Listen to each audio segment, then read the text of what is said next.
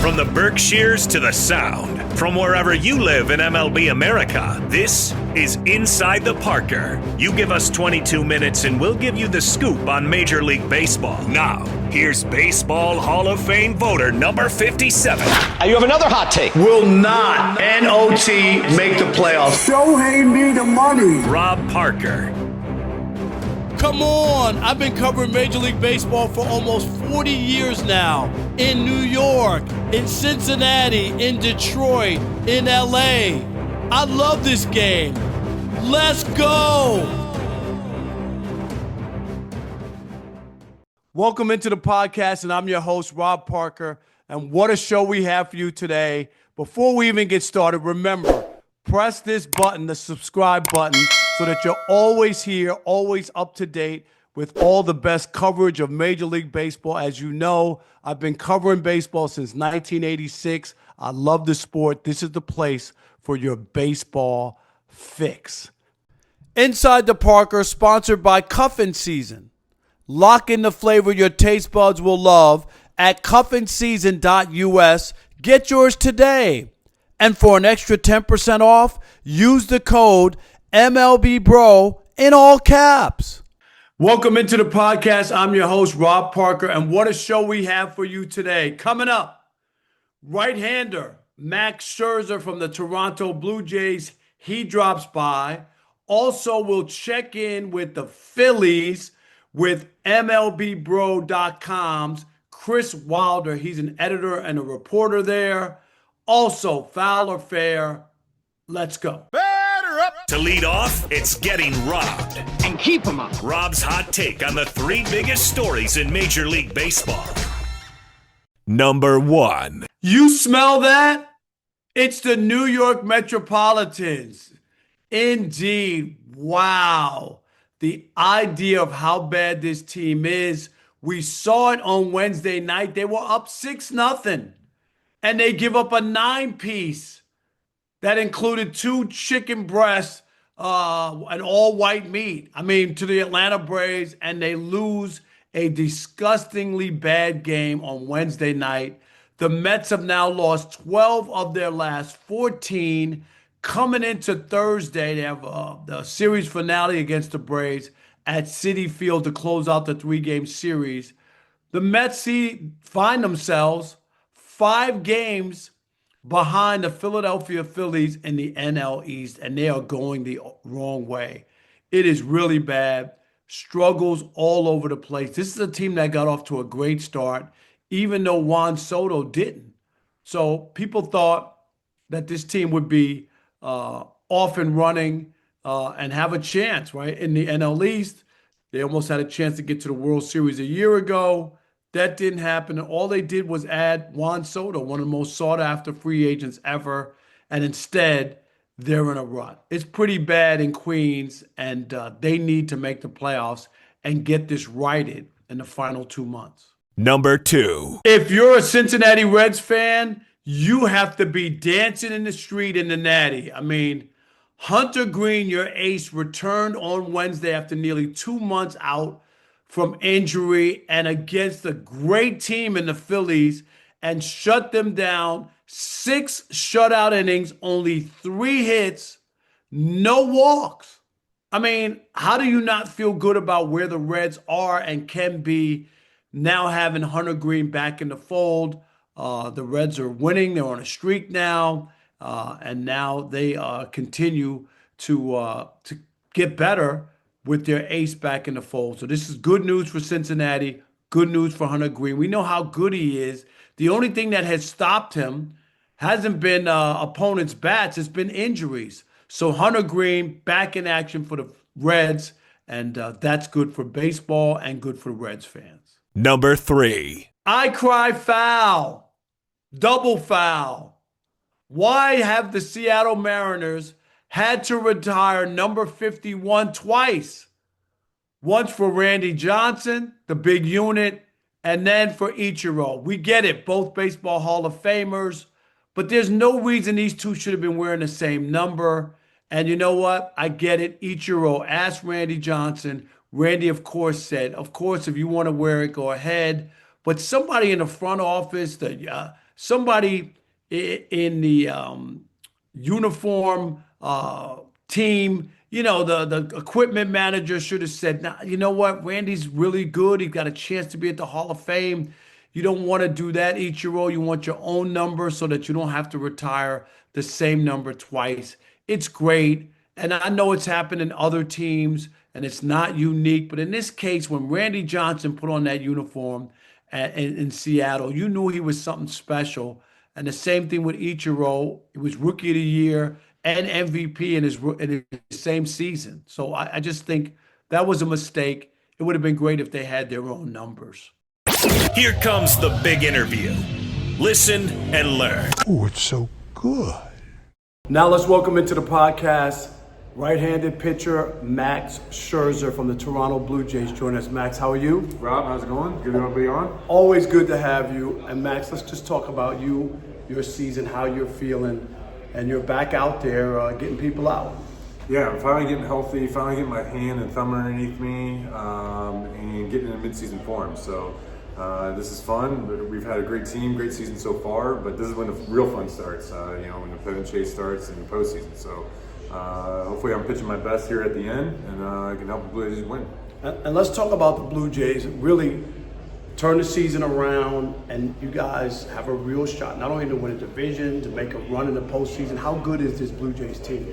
We're good. I mean, this is a really good team. Of all the teams I've been on, they show a lot of the same traits, how the clubhouse is really together and how everybody understands their roles, everybody knows what lane to be in, and everybody picks up each other's backs. I mean, we just play really well connected as a team. And so we're getting contributions from all across the roster. Their starting rotation, their offense, our defense, and their bullpen. Kind of all phases of the game. We do things well at. And so, but we got to keep going. We got to keep playing that type of ball, and that's the reason why we got so hot is because we played such good fundamental ball, and we're going to continue that all the way through. Max, let's talk about you, 41 years old, still pitching, and you've had a tremendous career. I know it's not the end, but I do want to talk about just your career. 8-time All-Star, 3-time Cy Young Award winner, 2 no-hitters, 20 strikeouts in a game. All right, I could go on and on. You get my point. Okay, you get my point. And I'm saying to you, just you still enjoying, you still being out there, the competitive juice is still flowing. Oh yeah, I love every minute of it. I try to savor every moment of it. You never know when it's going to be your last. I mean, I've had a couple injuries where it could have been the career. Unfortunately, it hasn't been. So I'm very appreciative of being going out there and still competing. When I'm out there, I mean, I have the same fire, same drive as I've ever had. It hasn't wavered whatsoever.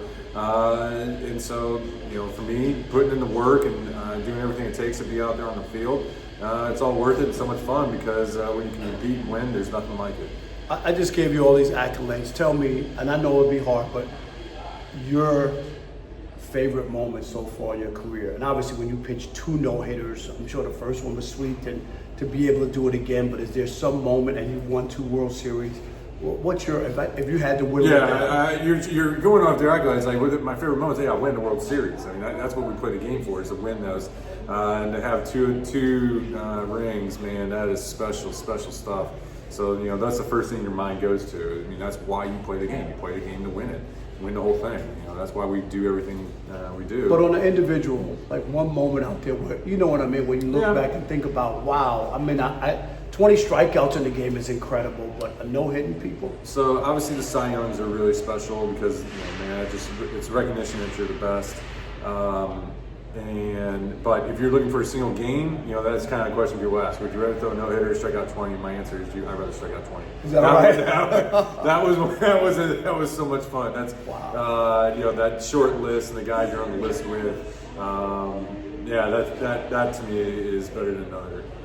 How about when I think about your career, the one stop in Detroit, you guys had a lot of success but didn't win. And I can't remember the year. I don't know what year it was. But you lose to Baltimore in the playoffs, and if I remember, it was a 3-game sweep. And you, Verlander, and I think Price started those 3 games, and y'all were the 3 reigning Cy Young Award winners. Was that one team where maybe you left something on the table? It's always difficult to say you left something on the table, means because you didn't do something. And I don't think we're going to look ourselves in the mirror and say, I wish we would have done done something different. Yeah, do we wish we would have played better? Yeah, do we wish we would have won? Of course. But you can't have regret. And I don't have regret of how I prepared for those starts. You talk about 14. 14 was a great team. 13 was a great team. 12 was a great team. 12 even actually made it to the World Series. So, kind of all three of those teams, man, we all kind of kick ourselves, looking back when we run into each other. Like, those are some of the best teams we've ever been on. It just shows you how hard it is to win in the major leagues. You can be on arguably the best team and not win. It shows you just the difficulty it is to navigate an MLB season, postseason, stay healthy, and have everything break right. Anything can break wrong. So, I hold those teams, those Detroit teams, They were great. Dearly in my heart. All the guys I played with there, love competing with all those guys, and those are definitely some of my special moments. In case you missed Rob Parker on the MLB Network, here's his latest appearance on MLB Now.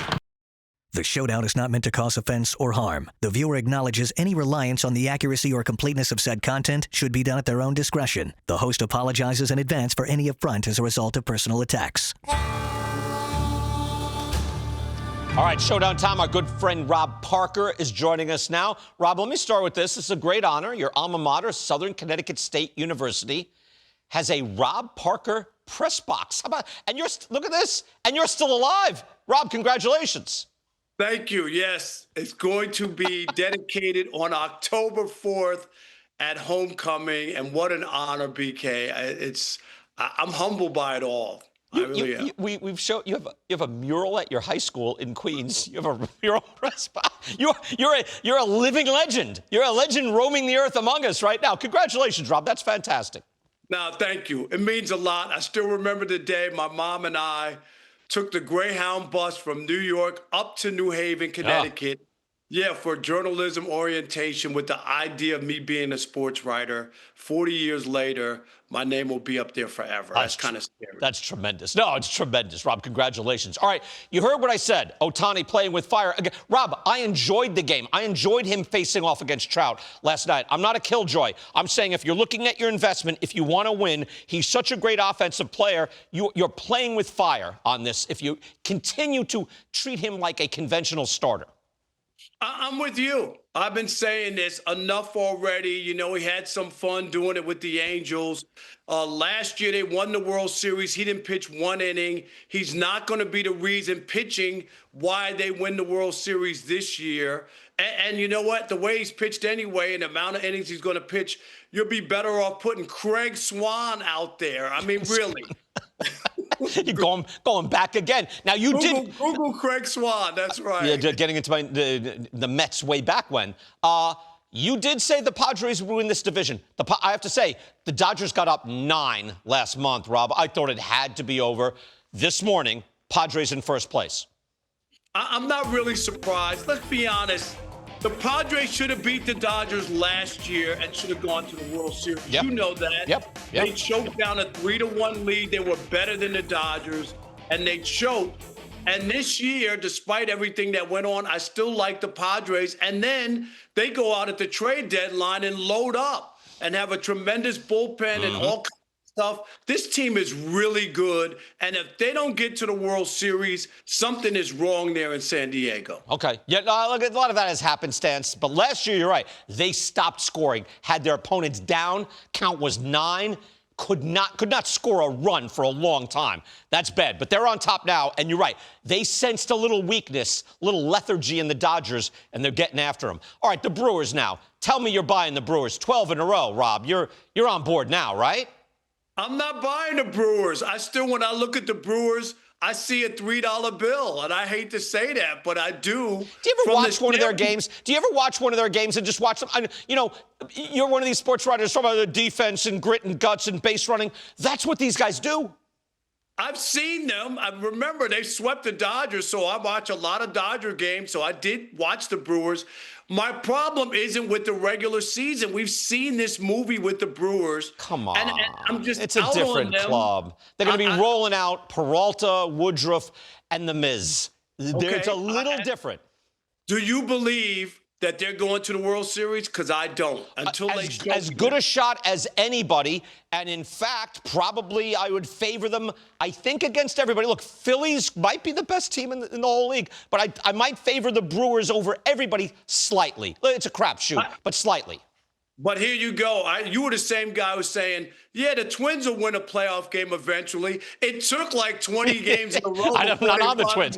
Brewers are different. It's a very different animal, and they're beating good teams. They are 37-21 against winning teams. They swept the Dodgers. They beat you in a lot of. Paul Skeens has like a 1 ERA, not against the Brewers. They've beaten him the last 2 times. They dink and dunked him, and then they sledgehammered him. No, all the numbers, everything looked good. And you know this as well. The best team doesn't always win the World Series, right. But the Brewers have a really long history of failure in the postseason. They took the Dodgers to a Game 7. I think it was in 21. It was Game 7 of an NLCS, Rob. It's not an immense failure. Huh? BK, they should have beat the Mets last year. That was a choke job. Yeah, I don't know if it's a choke job. It's down to the last swing, Alonso, all that. All right, speaking of the Mets. They had no business losing last night. How about that? I mean, that was a bad loss. It's 6-0, and Carlos Carrasco, who was DFA'd this morning, was on the mound, and they let him burn, and the Braves still won. How about that? Terrible loss. You let the Braves get a 9-piece, and that was extra. That's like a 9-piece bucket from KFC with extra white meat. I mean, come on. What? You can't lose that game to the Braves. No. And the Mets are terrible. What, 12 or 14? Yeah, 12 or 14. Rob, let me throw this in. If the Mets and Yankees miss the playoffs, which actually could happen, I'm stunned I'm even saying that, which would be worse for the fan base? Which would be worse? To me, it would be the Mets. And from this standpoint, they got the big prize in Juan Soto. Mm-hmm. They were the ones, and I'm not making excuses for the Yankees, but you lose your ace before the season starts.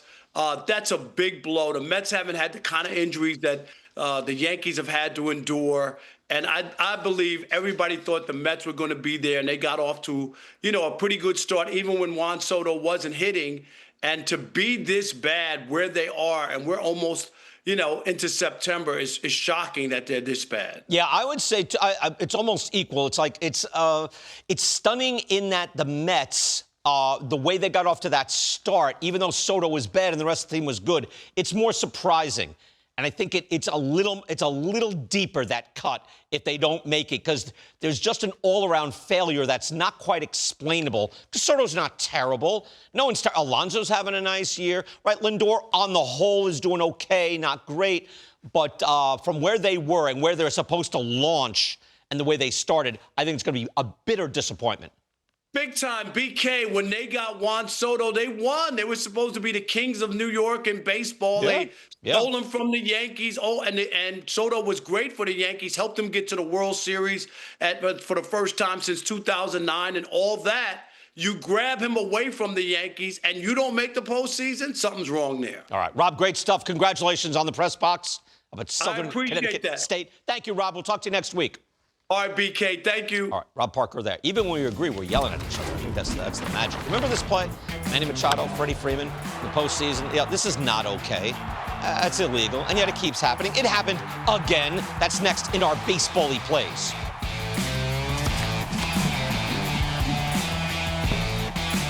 When Rob was a newspaper columnist, he lived by this motto. If I'm writing, I'm ripping. Let's bring in a writer or broadcaster, old or new. Now let's welcome to the podcast Chris Wilder. He is an editor, assistant managing editor at MLBBro.com, based in Philadelphia. You got it. Chris, there you go. Welcome to the podcast. How are you? I'm good, Rob. Good to go. What's up, man?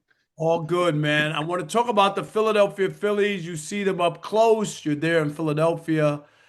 Coming into Thursday, they got a 5-game lead over the New York Mets in the NL East. How good is this Phillies team? They're pretty good. They really rely on the starting pitch, and that's what it's been all year.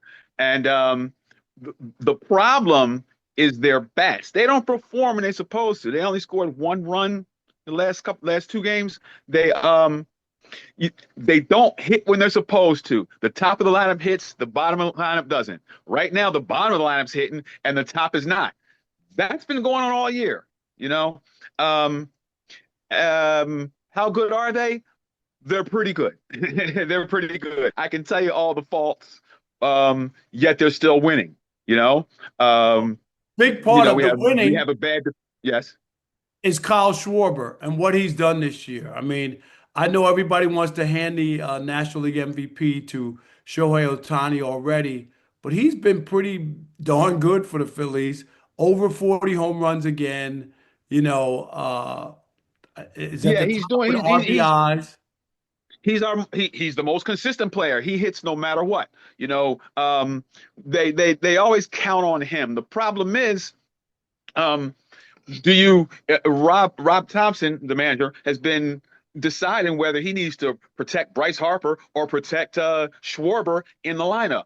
You know, there wasn't anybody to really protect either one of them for a long time this year, but you know, late they went on this they went on a hot offensive streak until the last two games, the last I guess three games really.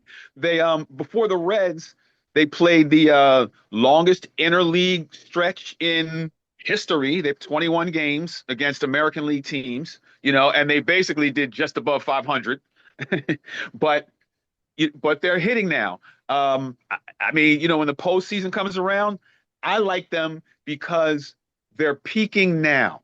They were playing 500 ball all year, and the last few weeks, like basically just right the week before the All-Star game is when they started getting it together. The last couple of years, they started off great, and then they played 500 ball towards the end.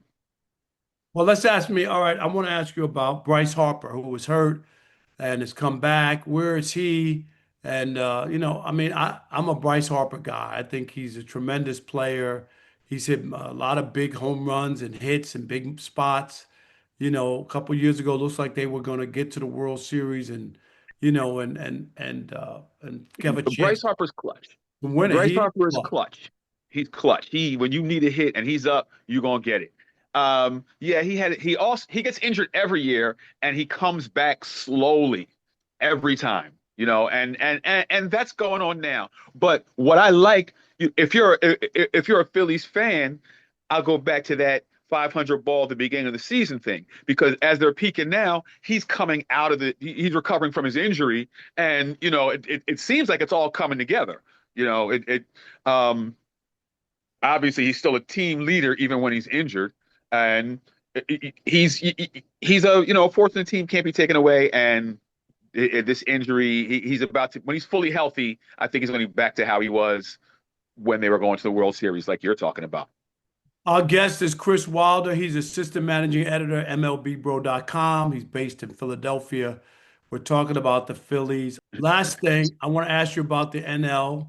The Brewers are having an unbelievable season. Unbelievable. When I look at the other teams in the NL that would be in the way for the Phillies, Brewers, Dodgers, Padres. Which team do you think gives the Phillies the tougher road to have to pass that team? The Mets. The Phillies beat the Dodgers every time. The Brewers, the Brewers, they don't really.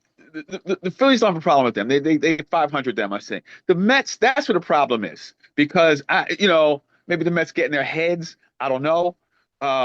Obviously, before we went full interleague, we were playing them 19 times a year, so you kind of knew what you're getting. Now they play 14, I think. And while it doesn't seem like there's much difference, there clearly is because the two teams, their whole persona changes when they face each other. Suddenly the Phillies, go cold. They're red hot. They get to the Mets, they're cold. It just happens. The Dodgers I don't see them as a problem. The Phillies have beat the Dodgers the last 6 series in a row. So that I don't think should be an issue. Maybe the Brewers are wild card. They're led by Rhys Hoskins, former Philly, so he plays extra when he plays against the Phillies. That could be to their advantage or not. I'm more worried about the Mets than any of those 3 teams you mentioned. All right, Mets are struggling now. Phillies are in first place coming into Thursday, 5-game lead. We'll see how this all plays out. And thanks so much, Chris Wilder in Philadelphia from MLBBro.com. Thank you, buddy. Appreciate you. Hey, thank you, Rob. Man, you're still the man. You're still the man. My man. Thank you, buddy. All right. Now, here's the best from MLBBro.com. Hey everyone, it's Kelsey Cole Nelson. Be sure to check out what's poppin' each and every week on MLBBro.com. Well, they say all good things come to an end, and that's exactly what happened on Wednesday when MLB Bro Dominic Smith's hitting streak snapped at 15 games after going 0-4. It was a single to right field that extended the San Francisco first baseman's hitting streak to the 15 games. The streak was the longest active streak in the big leagues and the longest by a San Francisco Giants player since, get this, Donovan Solano's 17-game streak back in 2020.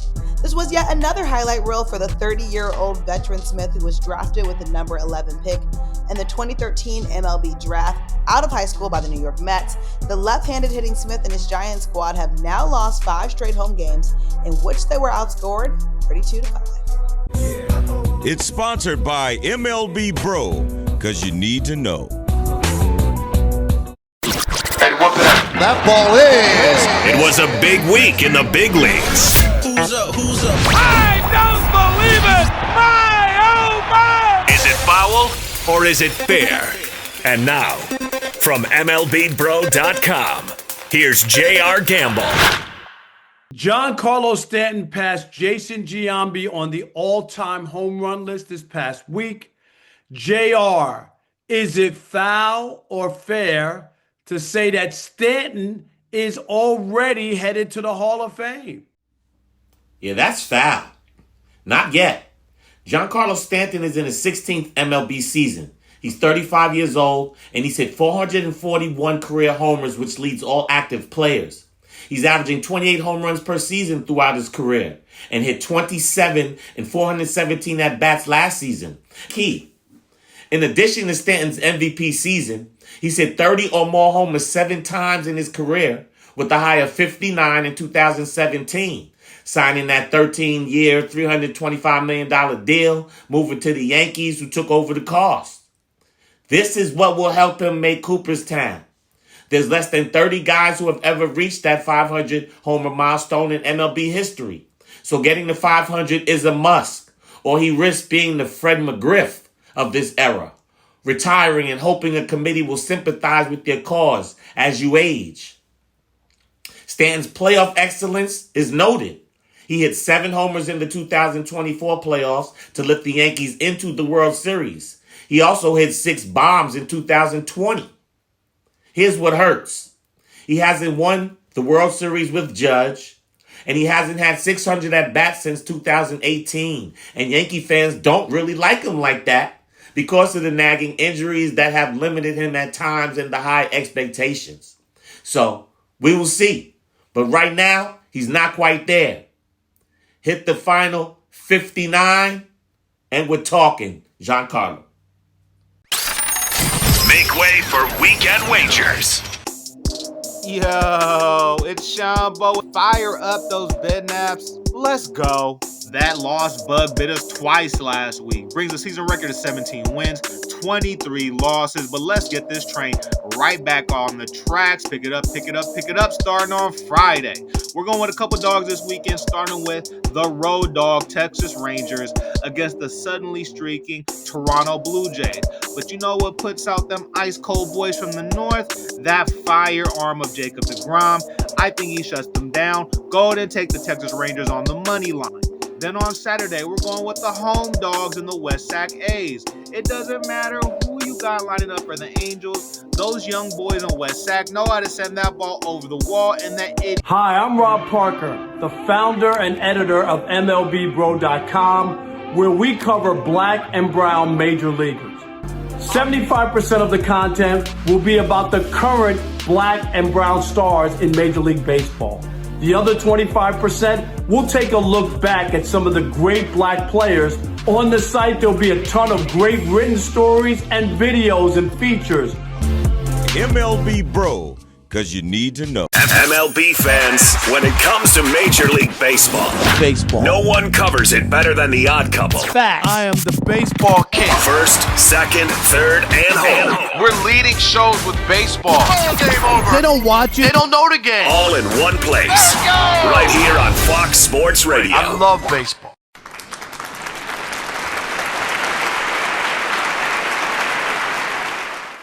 In the words of New York TV legend, the late Bill Jorgensen, thanking you for your time this time until next time. Rob Parker, out. He can't get it. This could be an inside to Parker. See you next week. Same bat time, same bat station.